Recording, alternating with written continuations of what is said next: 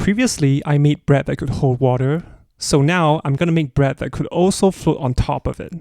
So say hello to Bread Boat. Okay, here's the plan. I'm gonna split the whole thing into separate pieces, then join them together afterwards. Now let's get started.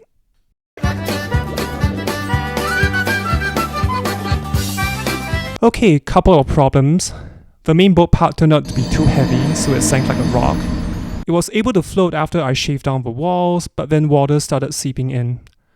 What I'm gonna do is I'll make a much lighter boat, then waterproof the underside with some white chocolate.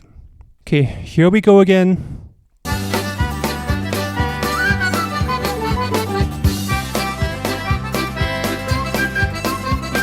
Okay, this is looking good so far. Now for the moment of truth.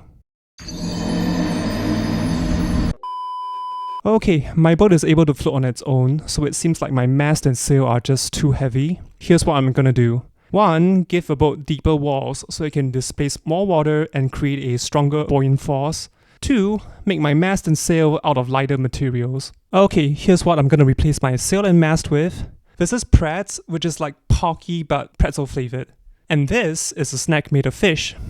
Usually they're cut into little thin strips, but thankfully they sell them as a big ass sheet at Don Don Donki. Okay, maybe third time's the charm.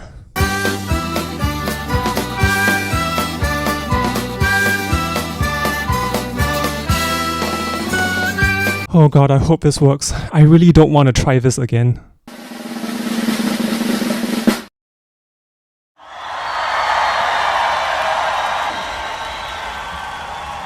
So, we've come to the end of this video. Let me know what other things you want me to turn into bread. As always, thanks for watching and bon appetit!